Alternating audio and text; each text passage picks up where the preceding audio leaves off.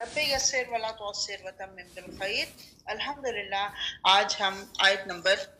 25 से आगाज करेंगे सूरह हूद का, और 12वां पारा हम पढ़ रहे हैं जी। 12वां पारा पढ़ रहे हैं। 12वें पारे का भी तीसरा रुकू है और सूरह हूद का भी तीसरा रुकू है। आयत नंबर 25 से आज हम आगाज करेंगे। औज़ु बिल्लाहि मिनश शैतानिर रजीम। वलक़द, और अलबत्ता तहकीक, अरसलना, भेजा हमने, नूह अलैहिस्सलाम को, इला कौमिही, उसकी कौम की तरफ। अब यहाँ से मैं पहले आगाज करने से पहले थोड़ा सा आपको समझाऊं, बताऊं कि अब हम जो 6 रुकू पढ़ेंगे वो दरअसल अंबाउर रुsul पर मुश्तमिल है, यानी रसूलों की खबरों पर मुश्तमिल है। रसूलों की बात, 6 रसूलों की बातें यहाँ पे की जाएंगी। ये 6 रसूल कौन से हैं? वो जिनका जिक्र तकरार से कुरान पाक में आता है। ये 6 रसूल और इनकी कौमें हम सूरह अल आराफ में भी इनको पढ़ आए हैं। और ये 6 रसूल कौन से हैं? हजरत नूह अलैहिस्सलाम, हजरत हूद अलैहिस्सलाम, हजरत सोलेह अलैहिस्सलाम, हजरत शुआइब अलैहिस्सलाम, हजरत लूत अलैहिस्सलाम और हजरत मूसा अलैहिस्सलाम। ये 6 रसूल कुरान में बार बार इनका जिक्र आया तकरार के साथ। क्यों इनका जिक्र बार बार किया गया? क्योंकि जो कुरान के पहले मुखातिब थे ना, जिनसे सबसे पहले खिताब किया गया कुरान में, वो अहले अरब थे। और अहले अरब इन रसूलों को और इनकी कौमों के हालात को बहुत अच्छी तरह से जानते थे। ये जो था ना हिजाज का इलाका, उसके इर्द गिर्द के ही इलाके थे जहाँ पे ये सारे रसूल थे। अक्सर कुरान पाक के अंदर नक्शे मिल जाते हैं। अगर कहीं आपके पास ऐसा कुरान हो जिसके अंदर ये नक्शा हो तो आप जरूर उसको नोट कीजिएगा, उसको देखिएगा। ज़ाहिर है मैं यहाँ पे आपको नक्शा तो नहीं दिखा सकती। सऊदी अरब का इर्द गिर्द का इलाका है सारा, जहाँ पे ये रसूल जो हैं वो मबऊस किए गए थे। अब बात मैं ये समझा रही थी कि ये वो रसूल थे जिनके बारे में अरब वाले, अहले अरब, इनको बड़ी अच्छी तरह से जानते थे। और यहाँ पे जो खास तौर पे अब जो हम पढ़ना शुरू करेंगे, पहला सबसे जिक्र हजरत नूह अलैहिस्सलाम की कौम का आता है। हजरत नूह अलैहिस्सलाम की कौम जो है, उनके बारे में जो हम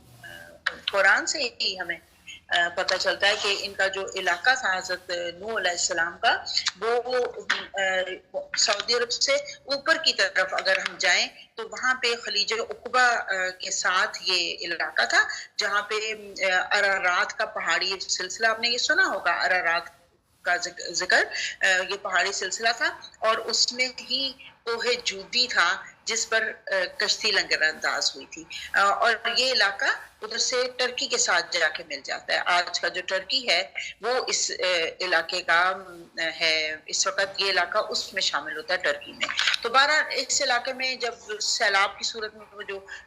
तूफान आया था और वो जो उनकी कौम पर अज़ाब आया था, पूरी की पूरी कौम हलाक हो गई थी। और उस वक्त नस्ल इंसानी बस यहीं पर आबाद थी। चुनाचे सैलाब के बाद नस्ल इंसानी जो है वो हजरत नूह अलैहिस्सलाम की औलाद से आगे चली थी, जिसकी वजह से हजरत नूह अलैहिस्सलाम को आदम सानी भी कहा जाता है। पहले भी मैं इसका जिक्र कर चुकी हूँ। तो 12 हजरत नूह अलैहिस्सलाम के एक बेटे का नाम जो है वो साम था। वो अपनी औलाद के साथ इराक के इलाके में आबाद हो गया था। इस इलाके में उसकी नस्ल जो है उसमें से फिर बहुत सारी कौमें पैदा हुई थी। और उन्हीं में से एक कौम, एक मशहूर सरदार आद के नाम पर आबाद हुई थी। और जब इनके अंदर जो सबसे बड़ी खराबी पैदा हुई थी ना कौम आद में, वो शिर्क आम हो गया था। तो ये जो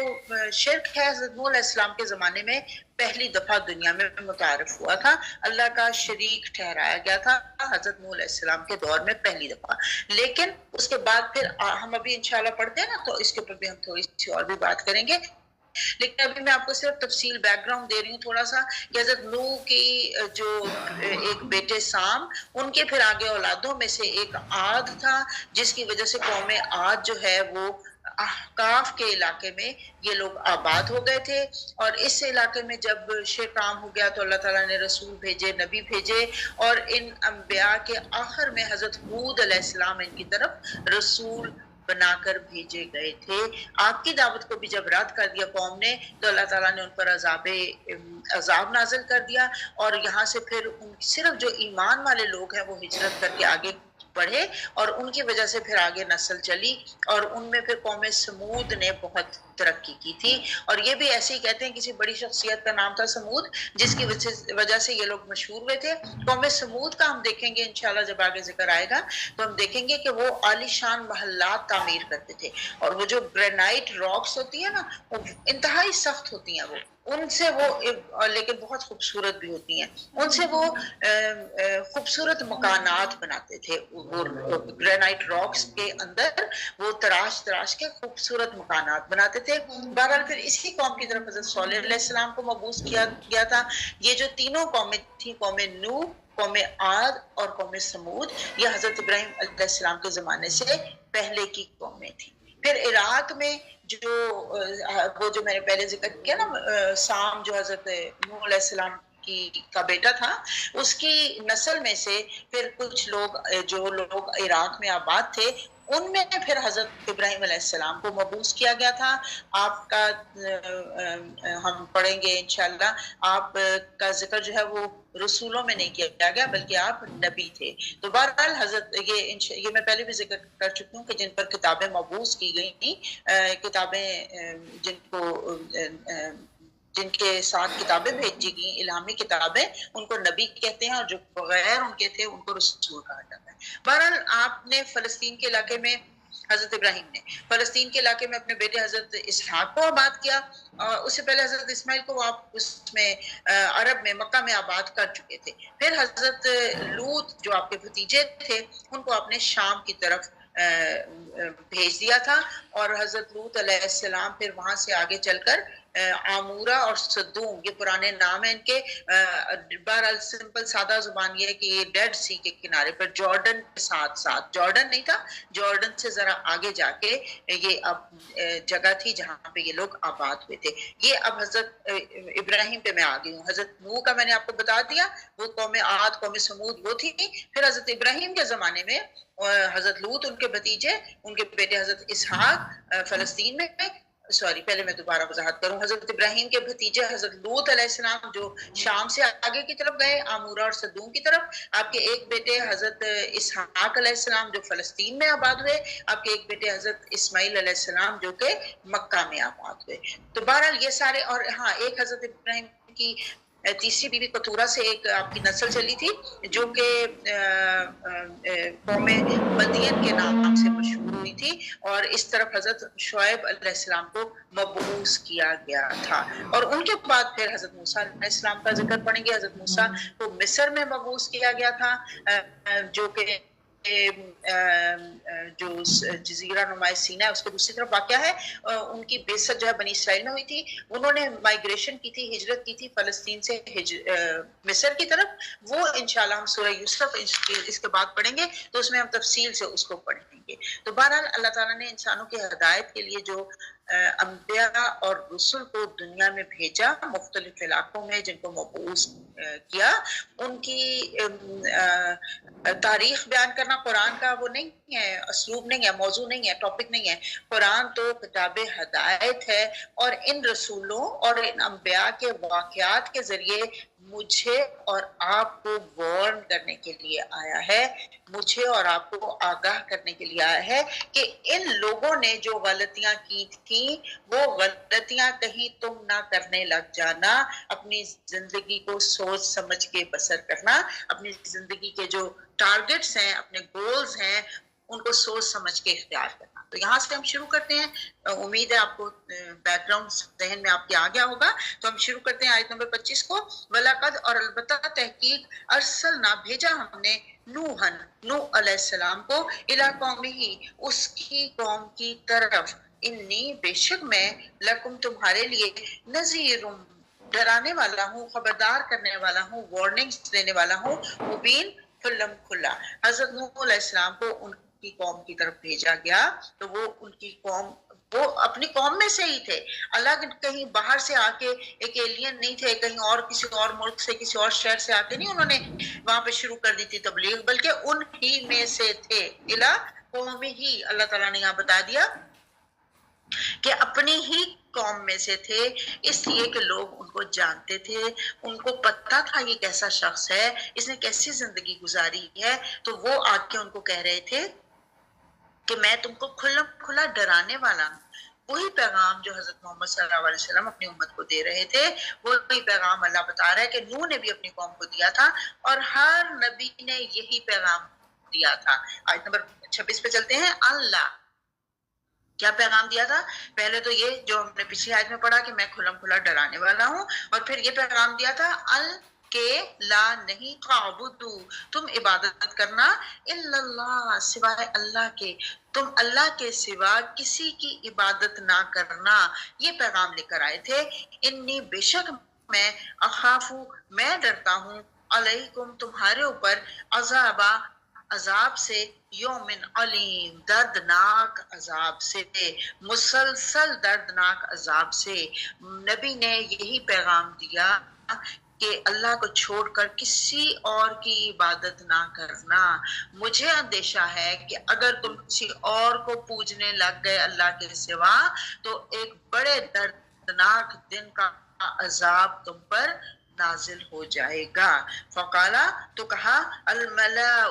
سرداروں نے، الذین ان لوگوں میں سے، کفروا جنہوں نے کفر کیا، تو کہا کفر کرنے والے لوگوں کے سرداروں نے، یعنی اس قوم کے جن سرداروں نے کفر کیا تھا، وہ کہنے لگے، من قومی ہی اپنی قوم سے، ماں نہیں، نرا کا ہم دیکھتے آپ کو، الا مگر بشرم ایک انسان، مثلنا ہماری مانند۔ وہ لوگ جو سردار تھے وہ کہنے لگے، وہ لوگ جنہوں نے کفر کا طریقہ اختیار کیا تھا، وہ لوگ جو کفر کی روش اختیار کیے ہوئے تھے، انہوں نے کہا نوح علیہ السلام سے کہ ہم تو آپ کو اپنے ہی جیسا ایک انسان سمجھتے ہیں، ہم تو آپ کو اپنے جیسا ایک انسان کے سوا کچھ نہیں سمجھتے، آپ تو بالکل ہمارے جیسے انسان ہیں، ہم پہ آپ میں کوئی ایسی چیز نظر نہیں آتی کہ جس سے ہمیں پتا چلے کہ آپ اللہ کی طرف سے بھیجے ہوئے پیغمبر، اللہ کی طرف سے بھیجے ہوئے رسول ہیں۔ وہ اب دیکھیے انہوں نے دو شبہات کا اظہار کیا، جو قوم جو سردار کافروں کی قوم کے سردار تھے، انہوں نے دو شبہات کا یہاں پہ اظہار کیا۔ ایک تو وہی کہہ رہے ہیں کہ ہم تمہیں پیغمبر کیسے مان لیں، ہمیں تو شبہ ہے کہ تم پیغمبر، اور دوسرا وہ یہ کہہ رہے ہیں، اب آگے پڑھتے ہیں، پھر میں اس کی وضاحت کرتی ہوں۔ وما نرا کا، اور نہیں ہم دیکھتے آپ کو، اتبع کا کہ پیروی کریں آپ کی، الا الذین سوائے ان لوگوں کے، ہم وہ اراذلنا رذیل ہیں ہم میں سے، بادی الرائی بادیا ظاہری اور رائے نظر میں، ظاہری نظر میں وہ لوگ جو ذلیل ہیں، وہ جو حقیر ہیں، وہ جو رذیل ہیں ہم میں سے، ہم تو انہی کو تو آپ کی پیروی کرتے ہوئے دیکھ رہے ہیں۔ یعنی اب دو ان کو آپ کے حضرت نوح علیہ السلام کا جو پیغام تھا، اللہ کی طرف بلانے کی جو دعوت دے رہے تھے، اس کے اوپر وہ لوگ کہتے ہیں دو باتیں ہیں جن کی وجہ سے ہمیں شک ہے آپ کی بات پر۔ نمبر ایک یہ کہ آپ ہمارے جیسے انسان ہیں، آپ کو پیغمبر لگتے ہی نہیں۔ پیغمبر ان کے خیال میں پیغمبر کے کوئی پر ہونے چاہیے تھے، پیغمبر کے سر پہ کوئی تاج ہونا چاہیے تھا، پیغمبر کو اڑنے کی صلاحیت ہونی چاہیے تھی، پیغمبر کے ساتھ خزانے اترنے چاہیے تھے، ارد گرد باڈی گارڈز کھڑے ہونے چاہیے تھے، کچھ اس قسم کا تصور تھا ان کے ذہنوں میں۔ انہوں نے کہا ہم تو آپ کو، آپ ہمارے جیسا انسان، ہمارے جیسے کپڑے پہنتے ہیں، ہمارے جیسا کھانا کھاتے ہیں، ہماری جیسی باتیں کرتے ہیں، آپ میں پیغمبر کی کیا خصوصیت، ہمیں تو کچھ نظر نہیں آ رہے۔ ایک شک۔ دوسرا شک یہ کہ آپ کی پیروی تو وہ لوگ کر رہے ہیں جو کہ ہماری نظر میں رذیل ہیں، جو کہ را زا لام اس کا روٹ ہے، رزل ہوتا ہے کمتر، حقیر، تو آپ تو ہم میں سے آپ کی پیروی تو وہ لوگ کر رہے ہیں جن کو ہم بادی اور رائی ظاہری طور پر رذیل سمجھتے ہیں، وہ ہمیں کوئی بہت عمدہ انسان نظر نہیں آتے، وہ تو ہمیں چھوٹے لوگ نظر آتے ہیں۔ وَمَا نَرَا، اور نہیں ہم دیکھتے، لَكُمْ آپ کے لیے، عَلَيْنَا اپنے اوپر، مِن فَضْلٍ کوئی فضل، بلکہ نَظُنُّكُمْ ہم تو گمان کر رہے ہیں آپ کے بارے میں، کاذبین کہ آپ جھوٹے ہیں، نَظُنُّكُمْ نہ ہم ظن گمان کر رہے ہیں، تم آپ کے بارے میں، ہم تو آپ کے بارے میں گمان کر رہے ہیں کہ آپ جھوٹے ہیں۔ استغفر اللہ العظیم۔ وہ کہتے ہیں دنیا پرست لوگ تھے نا، کہ دنیا کی چیزوں کو بہت اہمیت دیتے تھے، اور کوئی بھی چیز اختیار کرنے سے پہلے سوچتے تھے کہ اس کو قبول کرنے سے ہمیں دنیاوی طور پر فائدہ ہوگا یا نقصان ہوگا۔ وہ لوگ جو دنیا کو پریفرنس دیتے تھے، دنیاوی طور پر بڑا بننا چاہتے تھے، وہ کمزور لوگوں کو کوئی امپورٹنس نہیں دیتے تھے۔ ان کی نظر میں یہ کوئی بڑی چیز نہیں تھی، کوئی اگر ایمان میں مضبوط تھا، اخلاق میں مضبوط تھا، ان کی نظر میں تو مال و دولت والا سب سے بڑھ کر تھا۔ دنیاوی طور پر، مالی طور پر جو بڑے لوگ تھے، ان کی وہ پیروی کرنے کو پریفرنس دیتے تھے، اور ان کے خیال میں وہ زیادہ امپورٹنٹ تھے کہ ان لوگوں کی پیروی کی جائے۔ تو وہ لوگ یہ دیکھتے تھے کہ اگر ہم ان کی بات مان لیں گے رسول کی، تو پھر اس سے ہمیں دنیاوی طور پر کتنا فائدہ ہوگا یا نقصان ہوگا، اس چیز کی ان کو فکر پڑی رہتی تھی ہر وقت۔ وہ دنیا والوں کی اور دنیا کی محبت میں گرفتار لوگ تھے دراصل، تو وہ ان کو کیسے چھوڑ سکتے تھے؟ آپ کو پتہ ہے ہر پیغمبر کے جو ابتدائی فالوورز تھے ہمیشہ غریب طبقے میں سے ہوتے تھے۔ آپ کو پتہ ہے جب ابو سفیان جب گیا تھا نا ہرقل کے پاس، تو اس سے بھی پوچھا تھا کہ نبی کے ماننے والے بڑے لوگ ہیں یا چھوٹے، تو جواب سن کر اس نے کہا تھا کہ معاشرے کا کمزور طبقہ ہوتا ہے جو نبی کے ساتھ ہوتا ہے۔ یہ جواب دیا تھا حضرت ابو سفیان نے، اس وقت مسلمان نہیں تھے۔ تو اس نے کہا کہ ہمیشہ رسولوں کو ماننے والے یہی لوگ ہوتے ہیں۔ یاد رکھیے، یہ جو دنیا کی محبت ہے نا، دنیا کی بڑھی ہوئی محبت، یہ انسان کو اللہ سے دور کر دیتی۔ تو وہ لوگ دنیا کی محبت میں گرفتار لوگ، وہ کہہ رہے تھے کہ ہمیں تو تمہارے اندر کوئی خصوصیت نظر نہیں آتی، اور بلکہ ہم تو اس کو بہت ہی ایک چھوٹی چیز یہ بھی ہمیں نظر آتی ہے تم میں، یا ایک بری چیز ہمیں تم میں یہ بھی نظر آتی ہے کہ تمہارے فالوورز تو سارے ہی اراذل نہ ہیں، ہمارے رذیل لوگ ہیں، ہمارے میں سے وہ لوگ جو کمتر طبقہ ہے، جس کو ساتھ ہم بیٹھنا بھی پسند نہیں کرتے، جس کو ہم وہ in other words منہ لگانا بھی پسند نہیں کرتے، تم تو ان کے ساتھ بیٹھتے ہو۔ ایگزیکٹلی ذہن میں رکھیے، یہی بات حضرت محمد صلی اللہ علیہ وسلم کو کہی جا رہی تھی نا، کہ یہ بلال اور یہ خباب بن ارت اور یہ سمیہ اور حضرت عمار، یہ اتنے چھوٹے لوگ تمہارے ساتھ ہیں، ہم تو ان کے ساتھ بیٹھنا بھی پسند نہیں کرتے۔ ایگزیکٹلی یہی حضرت محمد علیہ السلام کی قوم کے لوگ اپنے نبی کو کہہ رہے ہیں، جس کو اللہ تعالیٰ یہاں پہ بتا رہا ہے۔ اللہ فرما رہے ہیں قالا، آیت نمبر 28 میں، قالا اس نے کہا، یا قومی اے میری قوم، اب یہ حضرت نوح علیہ السلام کی بات شروع ہو گئی، انہوں نے کہا اے میری قوم، ارأیتم کیا سوچا تم نے، ان کنتو اگر ہوتا میں، علی اوپر، بینۃ دلیل کے، میں ربی اپنے رب کی طرف سے، وآتانی اور عطا کی مجھ کو، رحمتن اس نے رحمت، من عندہ اپنے پاس سے، فامیت تو وہ چھپائی گئی، علیکم تمہارے اوپر، انلزمکموہا کیا ہم لازم کر دیں اس کو تم پر، وانتم نہیں تم پر اس کو، وانتم اور تم، لہا اس کے لیے، کارہون کراہت والے ہو، ناپسند کرنے والے ہو۔ مشکل الفاظ ہیں، ذرا سا ان کے الفاظ کے اوپر پہلے جاؤں گی، پھر انشاءاللہ ہم اس کی تفسیر کرتے ہیں۔ پہلا لفظ یہاں پہ جو مشکل ہے وہ ہے فامیت، کچھ مشکل نہیں ہے، آپ کو دیکھنے میں لگ رہا ہے قرآن میں جوڑ کے لکھا گیا ہے، فا بس کیا ہوتا ہے، اندھا ہوتا ہے نا، بس اندھے ہو گئے، یا وہ لوگ کون، وہ چیز، کیا چیز، فامیت پس اندھا ہو گیا یا پس چھپا لیا گیا، وہ چیز، علیکم تمہارے اوپر، انلزمکموہا یہ مشکل لفظ ہے، اس لیے کہ یہ دو لفظوں کو جوڑ کے بنایا گیا، کیا نہ ہم نلزمو الزام دیں تمو تمہارے اوپر ہاں اس کو اب یہاں پہ یہ کہا جا رہا ہے سوری الزام دیں نہیں لازم کر دیں کیا ہم لازم کر دیں تم پر اس کو اب یہ جو کمو ہے نا یہ تھوڑا سا کنفیوز کرتا ہے دراصل یہ لفظ کمو نہیں تھا یہ صرف کم تھا لیکن گرامر کے حساب سے اس کو یہاں پہ بنانے کے لیے ایک لفظ اس کو کمو کا اضافہ کیا گیا اس کو گرامر کی زبان میں کچھ اور کہتے ہیں ابھی میں اس کا ذکر نہیں کروں گی آپ کو کنفیوژن ہوگی بس یہاں پہ یہ سمجھیے کہ یہ لفظ جو ہے یہ 1 2 3 4 5 حرف سے مل کر بنا ہے کیا نہ ہم لازم کر دیں تم پر ہاں اس کو تو یہ ہے کیا ہم اس کو لازم کر دیں تم پر یہ اس کا مطلب ہے اب میں اس کی تفسیر کے اوپر جاتی ہوں قالا انہوں نے کہا اپنی قوم سے کہ اے میری قوم حضرت نوح علیہ السلام نے اپنی قوم سے کہا نہیں میں پیچھے یہ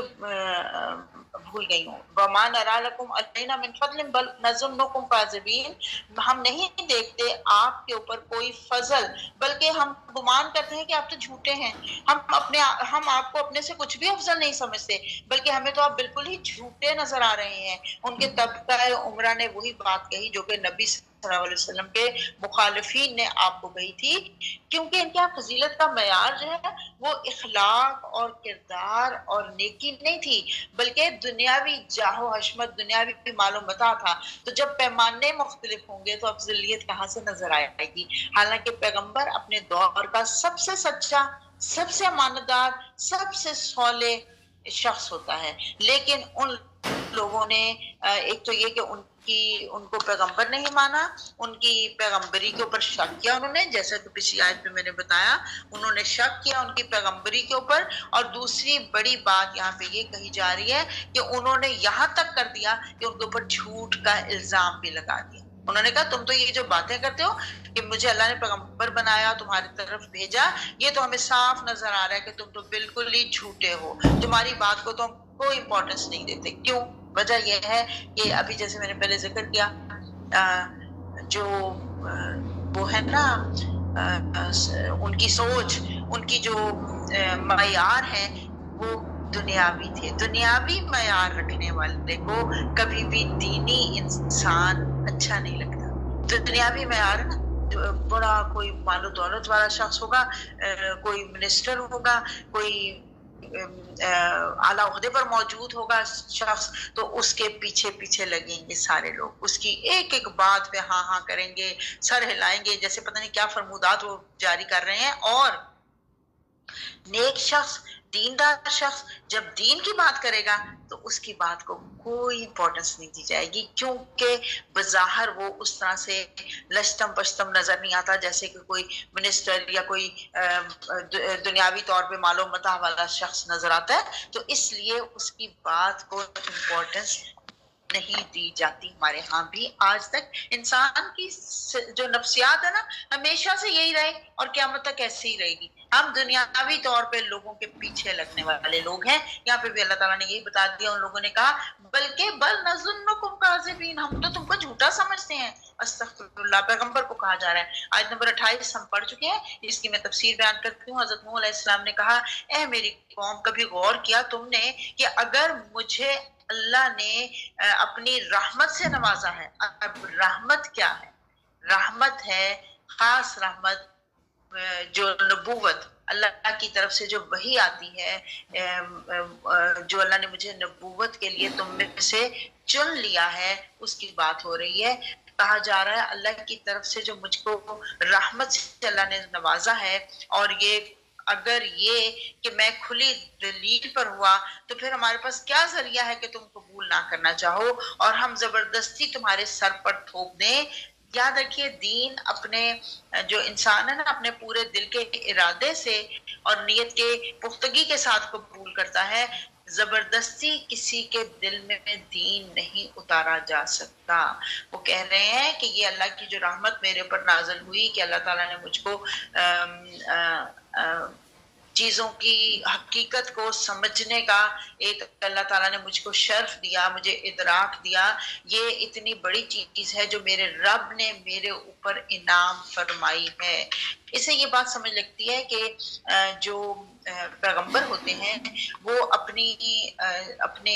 سوچ، اپنی غور و فکر کے ساتھ، جیسے ہم پڑھتے ہیں نا کہ حضرت محمد صلی اللہ علیہ وسلم بھی غار حرا میں جایا کرتے تھے غور و فکر کرنے کے لیے،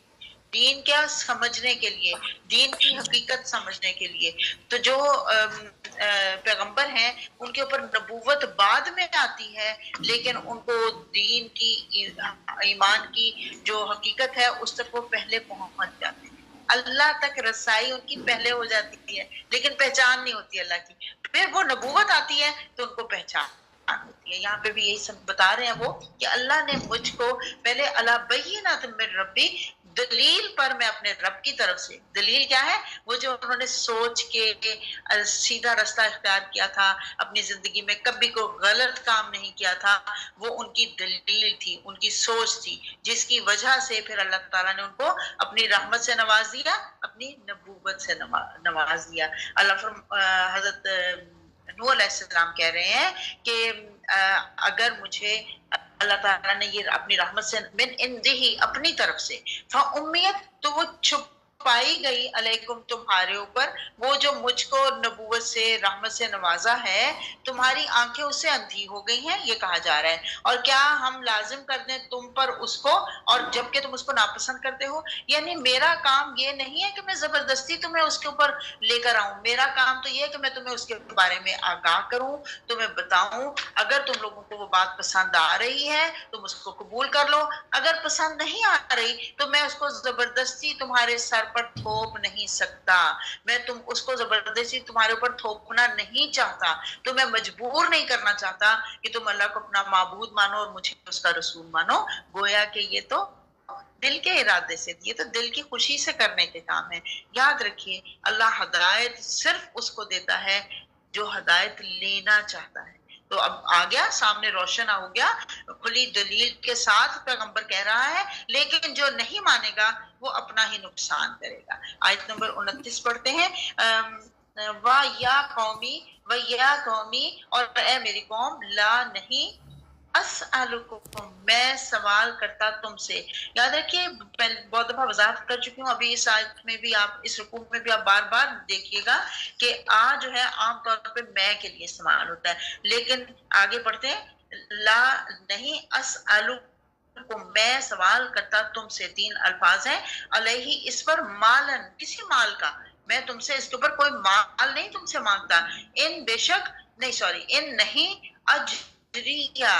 میرا اجر، الا مگر، اللہ، اللہ کے اوپر۔ یہاں پہ یا جو ہے وہ میرا کے لیے آ رہی ہے، اجر کا لفظ اجر ہی ہے، وہ الف جو ہے وہ میں کا ترجمہ نہیں ہے اس کا، بلکہ جو آخر میں چھوٹی یا ہے، چھوٹی یا ہوتی ہے، بعض جگہوں پہ زیر ہوتی ہے، اس کا مطلب ہوتا ہے میرا۔ تو یہاں پہ اجریہ، میرا اجر، مگر، اللہ، اللہ کے اوپر، وما، اور نہیں، انا، میں، بطوردی، پھینکنے والا، دور کرنے والا، الذین، ان لوگوں کو، آمنو، جو ایمان لانے والے ہیں، انہم، بے شک وہ،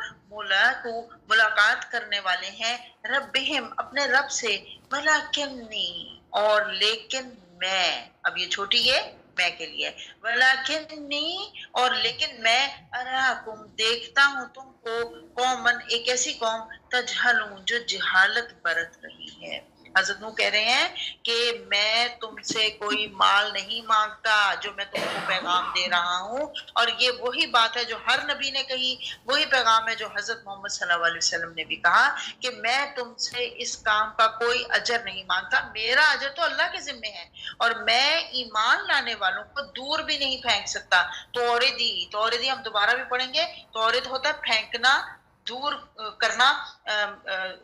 اب وہ کہہ رہے ہیں کہ یہ نہیں ہو سکتا کہ ان نیک لوگوں کو جو نیکی اختیار کر کے میرے پاس آئے ہیں، ایمان قبول کر کے میرے پاس آئے ہیں، میں ان کو دور پھینک دوں صرف تمہیں خوش کرنے کے لیے، یہ نہیں ہو سکتا، اس لیے کہ یہ وہ لوگ ہیں جو اپنے رب سے ملنے والے ہیں، اور دراصل ان کو اپنے رب کی ملاقات کا یقین ہے، اس لیے میں ان کو تم سے دور نہیں پھینک سکتا. یعنی جو ایمان ان کو نصیب ہو چکا ہے وہ تمہیں نصیب نہیں ہوا. دراصل ان ادر ورڈز وہ یہ سمجھا رہے ہیں ان کو کہ میں ان کو سچے مومنین کی وجہ سے ان لوگوں کو جو دین کے اوپر جمے ہوئے ہیں، ان لوگوں کو جو دین کا رستہ اختیار کیے ہوئے ہیں، مجھے اس سے کوئی فرق نہیں پڑتا کہ وہ کوئی مالدار طبقہ ہے یا اراذلنا ہے، وہ ہمارے رذیل لوگ ہیں، کمتر لوگ ہیں، حقیر لوگ ہیں، مجھے اس سے فرق نہیں پڑتا، کیونکہ میں نے کوئی اس کے بدلے میں کوئی ریوارڈ نہیں لینا ان لوگوں سے، میں نے کوئی بدلہ نہیں لینا، میں نے اس کے فیس نہیں لینی کوئی اس کام کی ان سے. اس لیے مجھے اس سے کوئی فرق نہیں پڑتا کہ وہ عمراء میں سے ہیں یا غرباء میں سے ہیں. میرا کام اللہ کا پیغام پہنچا دینا ہے، جو میں پوری کوشش کر رہا ہوں پیغام پہنچ جائے لوگوں تک، اور مجھے اس سے کوئی فرق نہیں پڑتا. سورہ کہف میں اللہ تعالیٰ نے حضور صلی اللہ علیہ وسلم کو بھی یہی نصیحت کی کہ آپ اپنے آپ کو ان لوگوں کے ساتھ جمائے رکھیں اور آپ کی نگاہیں ان سے تجاوز نہ کریں جو صبح و شام اللہ کو پکارتے ہیں اور جو اللہ کی رضا چاہتے ہیں.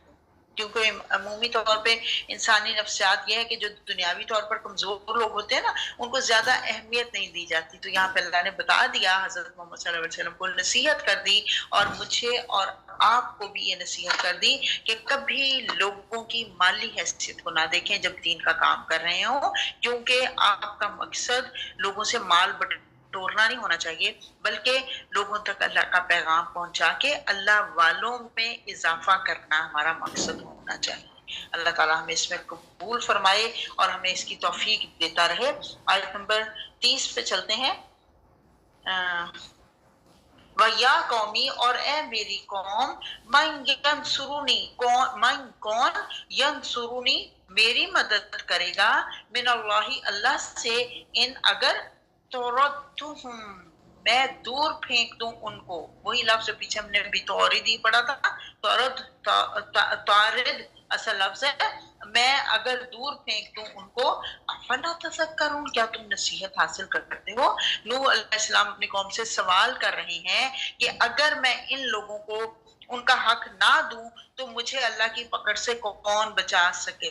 گا. اگر ان لوگوں کو پرے پھینک دوں، اگر ان لوگوں کو دھتکار دوں، تو اللہ کے غضب سے مجھے بچانے کی طاقت کس کے اندر ہے؟ کون مجھے اللہ کے غضب سے بچا سکے گا اگر میں ان لوگوں کو جو اللہ سے کا ذکر کرتے ہیں، اللہ سے دعائیں مانگتے ہیں، اگر میں ان لوگوں کو دھتکار دوں گا تو اللہ کی ناراضگی سے کون مجھے بچا سکے گا. آیت نمبر 31 ہے.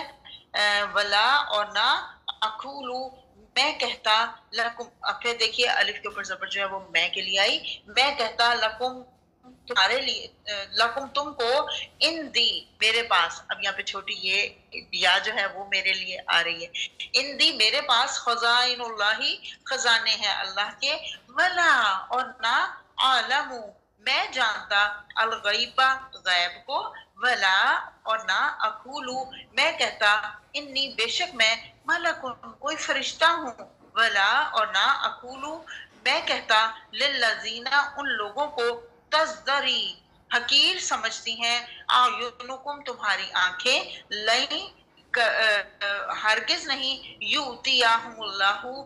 دے گا ان کو اللہ تعالیٰ، خیرن کوئی بھلائی. اللہ تعالیٰ عالم زیادہ جانتا ہے، خوب جانتا ہے، بما ساتھ اس کے جو، فی میں، انفسہم ان کے نفسوں میں، انی بے شک میں، اذن تب، لمن الظالمین البتہ ظالموں میں سے ہوں گا. انی اذن لمن الظالمین بے شک میں البتہ تب ظالمین میں سے ہو جاؤں گا. پیغمبر کے منہ سے کہلوایا جا رہا ہے کہ میں تم کو بالکل نہیں یہ کہتا کہ میرے پاس کوئی اللہ کے خزانے ہیں، نہ ہی میں یہ کہتا ہوں کہ میں غیب کا علم رکھتا ہوں، غیب کا جاننے والا ہوں، کیونکہ پیغمبروں کے پاس غیب کا صرف اتنا علم ہوتا ہے جو وحی کے ذریعے سے ان تک پہنچتا ہے. ان کا کوئی اپنا اس کی ذاتی غیب کا علم نہیں ہوتا. تو وہ کہہ رہے ہیں کہ مجھے تو اللہ تعالیٰ نے اتنا غیب کا علم دیا ہے جتنا اللہ نے چاہا. تم مجھ سے جو غیب کی خبریں پوچھتے ہو اور عجیب عجیب سوال کرتے پیغمبروں کے پاس آ کے. ایک تو یہ بھی کہا کرتے تھے کہ آپ کے پاس خزانے کیوں نہیں ہیں؟ اور اس کے علاوہ یہ بھی کہا کرتے تھے کہ آپ ہمیں بتائیں کہ فلاں شخص جو ہے وہ کون ہے، اس کا باپ کون ہے، فلاں کے جو گھر میں وہ بیٹا ہوگا کہ بیٹی ہوگی، فلاں کی جو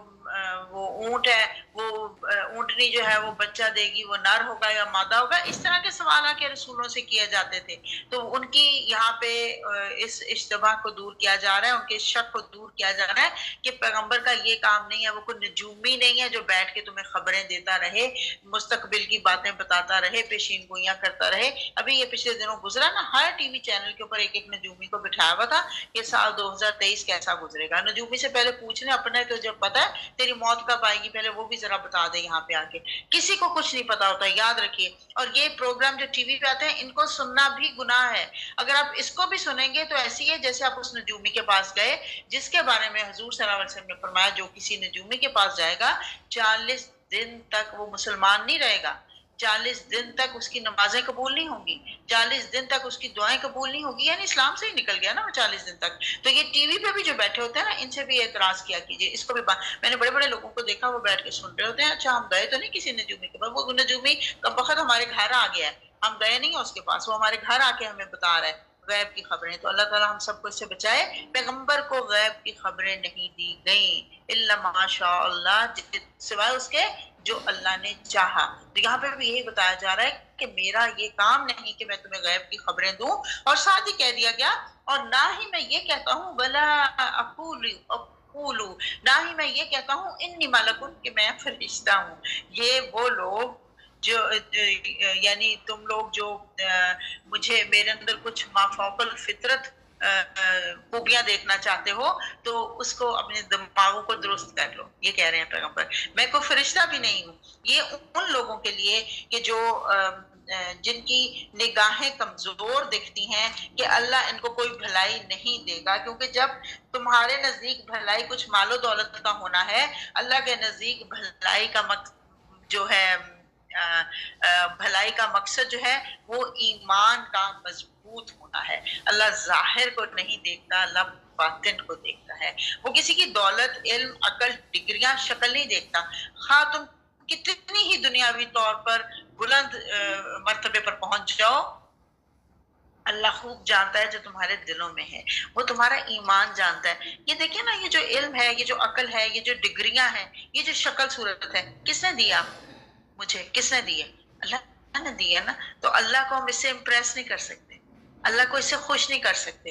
بہت خوبصورت شکل ہے، میک اپ سے اس کو اور خوبصورت بنا لیا.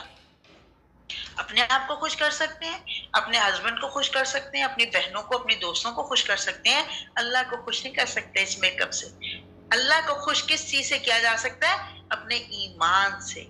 نیکی کا ایک چھوٹا سا کام،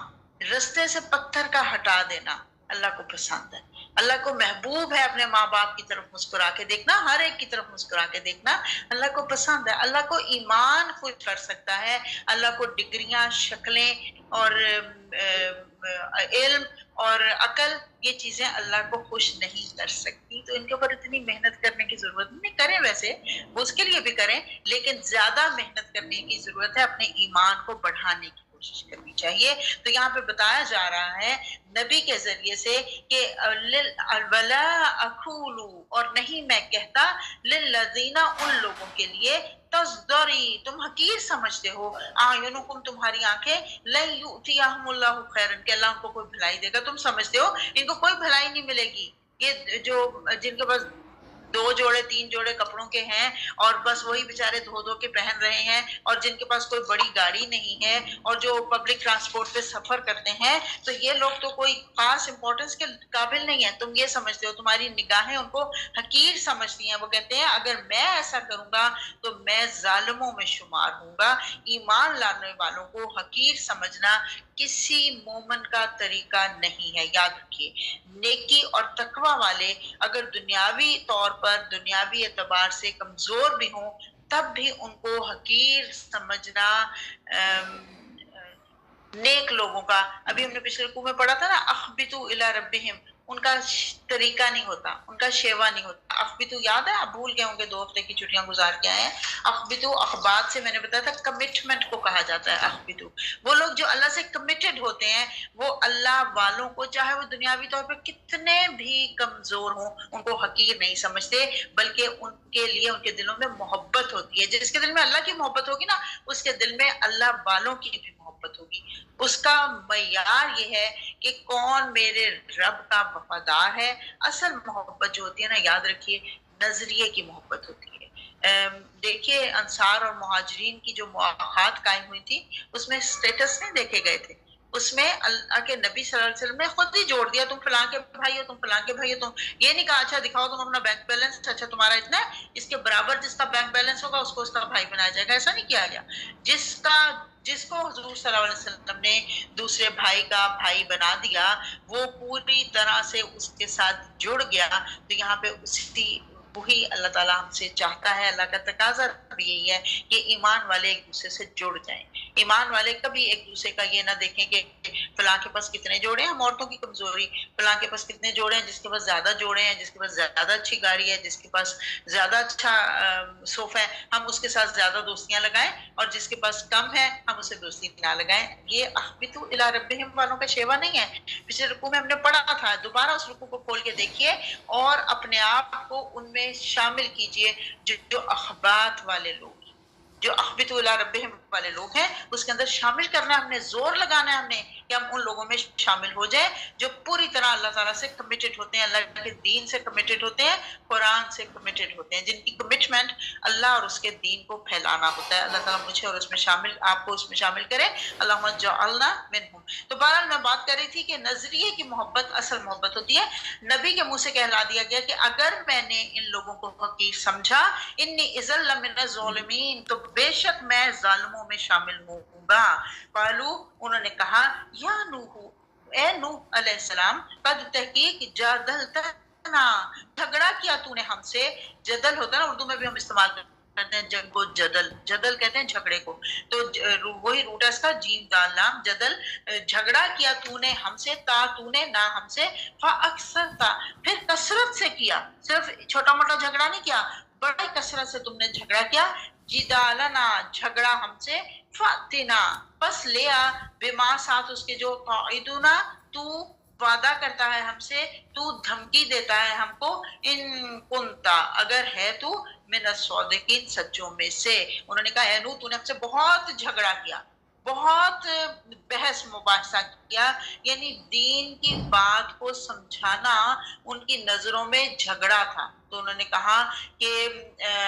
تو نے تو نوح ہمارے ساتھ بہت ہی جھگڑا کر لیا، تو نے تو ہمارے ساتھ بہت بحث مباحثہ کر لیا، تو نے تو بہت جھگڑا کر لیا. اب یہ وہ جو حضرت نوح علیہ السلام کی تمام باتیں جو ہیں علمی، عقلی، منطقی سطح پر ان کا کوئی جواب ان لوگوں کے پاس نہیں تھا، تو خامخواہ کی ضد اور ہر دھرمی پر اتر آئے کہ بس بس بہت ہو گیا بحث مباحثہ، آپ چھوڑیں ان دلیلوں کو اور چھوڑیں ان کی باتوں کو، بس اب آپ یہ کریں کہ وہ عذاب جس کی آپ ہمیں دھمکی دے رہے ہیں وہ ہمارے اوپر نازل کروا ہی دیں اگر آپ سچے ہیں. گویا کہ وہ کہہ رہے ہیں کہ اگر تم سچے ہو اے نوح علیہ السلام تو وہ عذاب ہم پر لے آؤ جس کی کہ تم ہمیں دھمکیاں دے رہے ہو. قولا، انہوں نے کہا، انما، بے شک،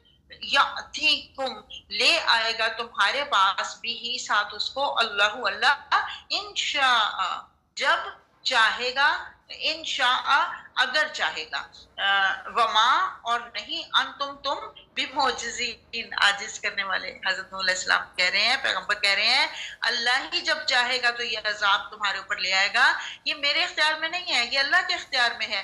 لیکن وہ جب چاہے گا اور اگر چاہے گا تو وہ سزا کو لے آئے گا. لیکن اگر وہ لے آئے گا تو اس کو پھر کوئی روکنے والا نہیں ہوگا. یہ اللہ کی مشیت ہے کہ جب بھی وہ چاہے عذاب میں مبتلا کر دے جس کو چاہے. پھر تم اس کے خلاف بند نہیں باندھ سکو گے، پھر تم اس کو روک نہیں سکو گے، تمہاری اتنی اوقات نہیں ہے. ولا، اور نہ، آیت نمبر 34 ہے،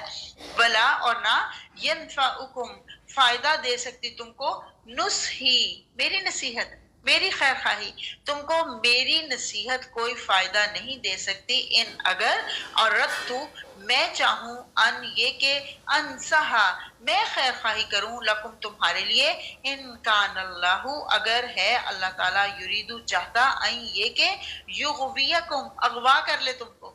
بھٹکا دے تم کو اغوا جو ہے نا اسی سے وہی ہے اس کا اردو میں جو ہم استعمال کرتے ہیں یغویکم بھٹکا دے تم کو ہوا وہ ربکم رب ہے تمہارا وَإِلَيْهِ اور اسی کی طرف ترجعون تم سب کو لوٹ کر جانا ہے کہہ رہے ہیں حضرت نوح علیہ السلام کہ میری نصیحت میری خیر خواہی تمہیں فائدہ نہیں دے سکتی نہیں دے گی اگر میں چاہوں بھی کہ تمہاری کوئی خیر خواہی کروں اگر اللہ ہی چاہے کہ تمہیں بھٹکا دے اور اگر وہی یہ ارادہ کر دے کہ تمہیں بھٹکانا ہے تو پھر میرا کچھ بھی تمہارے لیے سمجھانا فائدہ مند نہیں ہو سکتا کیونکہ اس لیے کہ تم سب کو لوٹ کر اللہ کی طرف جانا ہے جہاں سب جزا اور سزا کا فیصلہ ہو جائے گا سوال یہ ہے کہ اللہ ان لوگوں کو کیوں بھٹکانا چاہتا ہے اللہ ان کو کیوں ہدایت نہیں دینا چاہتا ان کو کیوں نہیں بچانا چاہتا جواب یہ ہے کہ جب کوئی چیز کسی وقت کوڑے میں پھینکی جاتی ہے نا اس وقت پھینکی جاتی ہے جب وہ بالکل ردی ہو جاتی ہے مثلاً آپ جو جوس کا ڈبہ ہے جب وہ بالکل خالی ہوتا ہے تو آپ اس کو بن میں پھینک دیتے ہیں چاہے پیکنگ جتنی بھی خوبصورت ہو لیکن وہ بیکار ہو چکا ہوتا ہے ڈبہ ہمارے لیے تو ہم اس کو پھینک دیتے ہیں جب کوئی چیز اپنی افادیت کھو دیتی ہے جب کوئی چیز خیر سے خالی ہو جاتی ہے تو وہ ٹھوکروں پر آ جاتی ہے اس کو بن میں پھینک دیا جاتا ہے اس کو ردی میں پھینک دیا جاتا ہے بالکل ایسے ہی جب کوئی انسان بالکل خیر سے خالی ہو جاتا ہے اس کے اندر خیر کو جذب کرنے کی کوئی صلاحیت نہیں رہتی تو اس کو کباڑ خانے میں پھینک دیا جاتا ہے وہ ہدایت کے قابل نہیں ہوتا اس کے اندر ہدایت لینے کی تڑپ نہیں رہتی نا تو وہ بالکل خیر سے خالی ہو جاتا ہے پھر اس کو ٹھوکروں پر رکھ لیا جاتا ہے جیسے مردہ انسان کو زمین کے اندر دفن کر کے آتے ہیں نا کبھی اور کیا آپ نے کتنے پیارے رشتے ہوتے ہیں لیکن جب روح نہیں رہی انسان خالی ہو گیا نا بس خالی چیز دنیا میں کسی فائدے کی نہیں ہے اس خالی چیز کو پھر آنکھوں سے دور کر دیا جاتا ہے بالکل ایسے ہی انسان زندہ انسان چاہے چلنے پھرنے کے قابل بھی نہ ہو لیکن اس میں روح ہو ہم اس کو چمٹا کے سینے کے ساتھ لگا کے رکھتے ہیں لیکن جیسے ہی اس کی روح نکلتی ہے جسم خالی ہو جاتا ہے روح سے جسم کو زمین میں دفناتے ہیں آنکھوں سے اوجھل کر دیتے ہیں بالکل یہاں پہ یہی اللہ فرما رہا ہے وہ انسان جو خیر سے خالی ہو وہ جنت کے قابل نہیں ہوتا اللہ انسان کو اس وقت پھینک دیتا ہے جب اس کے اندر ہدایت قبول کرنے کی اور جو بھلائی قبول کرنے کی کوئی خوبی باقی نہیں رہتی تو اللہ اس کو دھتکار دیتا ہے یہاں پہ یہی سمجھایا اللہ نے پیغمبر کے ذریعے ہمیں سمجھایا کہ جب تک ہدایت کی طلب رہے گی کہیں نہ کہیں سے اللہ ہدایت دے دے گا کہیں نہ کہیں سے ہمیں بعض اوقات لگتا ہے کہ بس اب تو بس ہمیں کہیں سے ہدایت نہیں مل سکتی تو اتنے گمراہ ہو گئے اتنے گناہ کر لیے ہمیں ہدایت نہیں مل سکتی لیکن اللہ کہیں نہ کہیں سے پہنچا دے گا اس ہدایت تک اللہ تعالیٰ ہمیں ہمیشہ ہدایت کے راستے پہ رکھے اہدنا الصراط المستقیم اللہ صراط مستقیم پہ ہم سب کو رکھنا اللہم آمین آیت نمبر 35 ہے ام یقولون یا وہ کہتے ہیں افتراہو اس نے گھڑ لیا وہ اس کو قل کہہ دیجئے ان افتریتہ اگر میں نے گھڑ رکھا ہے اس کو فعلیہ تو میرے اوپر ہے میرے ذمہ ہے اجرامی میرا گناہ اجرامی جرم اور میرا چھوٹی کے ساتھ میرا اجرامی میرا گناہ وانا اور میں بری ذمہ ہوں مما اس سے جو تجرمون تم جرم کر رہے ہو جو تم گناہ کر رہے ہو پیغمبر سے کہلوایا جا رہا ہے اب یہاں پہ نوٹس کیجئے وہ پہلے میں آپ کو اس کا تفسیر بیان کر دوں ایک پھر میں دوسری بتا دوں اس کے دو معنی کیے گئے ہیں وہ لوگ کہتے تھے اس پیغمبر نے یہ خود ہی گھڑ لیا ہے اب وہ لوگ سے مراد کفار مکہ بھی ہو سکتے ہیں اور وہ لوگ سے مراد نوح علیہ السلام کی قوم بھی ہو سکتے ہیں تو ان کو کہہ دیجئے کہ اگر میں نے خود گھڑا ہے تو میرے جرم کی ذمہ داری میرے اوپر ہے یوں لگتا ہے حضرت نوح علیہ السلام جب ان کو نصیحتیں کر رہے تھے تو وہ اس کے جواب میں کہہ رہے تھے یہ جو ہمیں قصے سنا رہا ہے نا، یہ جو کہانیاں سنا رہا ہے نا، جس کو بار بار قرآن میں کہا گیا وَإِذَا تُتْلَىٰ عَلَيْهِمْ آيَاتُنَا قَالَ أَسَاطِيرُ الْأَوَّلِينَ، جب ان کے اوپر قرآن کی آیات پڑھی جاتی ہیں وہ کہتے ہیں یہ تو اساطیر الاولین، پرانے لوگوں کے قصے ہیں۔ بالکل یہاں پہ یہی بات بتائی جا رہی ہے کہ وہ لوگ کہتے ہیں یہ تو اس نے خود افتراء کر لیا۔ افتراء کہتے ہیں گھڑنے کو، افتراء گھڑنے کو کہا جاتا ہے۔ تو وہ لوگ کہتے تھے حضرت نوح علیہ السلام کو کہ یہ تو یہ لگتا ہے یہ جو باتیں ہمیں سنا رہا ہے یہ تو پرانے زمانے کے قصے ہیں جن کو اس نے خود ہی گھڑ رکھا ہے۔ تو حضرت نوح علیہ السلام کہہ رہے ہیں اگر یہ حضرت نوح علیہ السلام ہے تو وہ کہہ رہے ہیں کہ میں اس کو، اگر تم کہہ رہے ہو کہ یہ میں نے گھڑا ہے تو اس جرم کی ذمہ داری خود میرے ہی اوپر ہے، اور میں تمہارے گناہوں سے بری الذمہ ہوں۔ تمہارے گناہ جو انا بری مما تجرمون، جو تم گناہ کر رہے ہو، جو تم جرم کر رہے ہو، میں اس سے بری الذمہ ہوں۔ لیکن اگر اس کو حضرت محمد صلی اللہ علیہ وسلم سے منسوب کیا جائے، جو کہ کچھ مفسرین نے کہا کہ یہ بیان کرتے کرتے بیچ میں یہ حضرت محمد صلی اللہ علیہ وسلم جب ان کو سنا رہے تھے یہ آیات، تو کفار مکہ نے جب قوم نوح کا قصہ سنا رہے تھے نا، تو کفار مکہ نے کہا، مشرکین مکہ نے کہا کہ یہ تو خود ہی گھڑ گھڑ کر قصے ہم کو سناتا رہتا ہے۔ تو کہا جا رہا ہے ٹھیک ہے، اگر میں نے اس کو خود گھڑا ہے تو اس کی ذمہ داری مجھ پر ہے، لیکن جو تم جرم کر رہے ہو اس کی تم فکر کرو۔ میں نے تو جو کیا اس کا تو میں ذمہ داری قبول کرتا ہوں، جو میں کہہ رہا ہوں اس کی میں ذمہ داری قبول کرتا ہوں۔ فَعَلَيَّ اجرامی، اگر یہ جرم ہے تو اس جرم کا ذمہ میرے اوپر ہے، لیکن اگر جو تم جرم کر رہے ہو اس کا ذمہ میرے اوپر نہیں ہے۔ یعنی کہ بتایا جا رہا ہے کہ اے نبی، یہ تمام باتیں جو ہم آپ کو وحی کے ذریعے سے بتا رہے ہیں، جیسے حضرت نوح علیہ السلام اور اس کی قوم کی جو باتیں ہیں وہ یہاں پہ نقل ہوئی ہیں، تو مشرکین مکہ کہتے تھے کہ یہ باتیں اور قصے آپ اپنی طرف سے بنا بنا کر سناتے ہیں، تو آپ ان پر واضح کر دیں کہ اگر واقعی یہ جرم ہے جو میں تم کو بتا رہا ہوں، اللہ کا دین تم تک پہنچا رہا ہوں، اگر یہ واقعی جرم ہے تو اس کا وبال بھی مجھ پر ہی آئے گا۔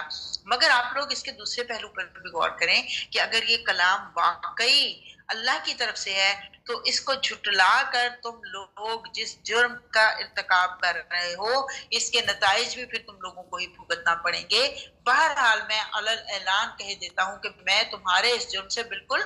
بری ہوں اور میرا اس سے کوئی تعلق نہیں ہے۔ اب اس کے بعد دوبارہ حضرت نوح علیہ السلام کا ذکر، ہم ان کا قصہ انشاءاللہ دوبارہ پڑھیں گے کل۔ الحمدللہ وآخر دعوانا ان الحمدللہ رب العالمین۔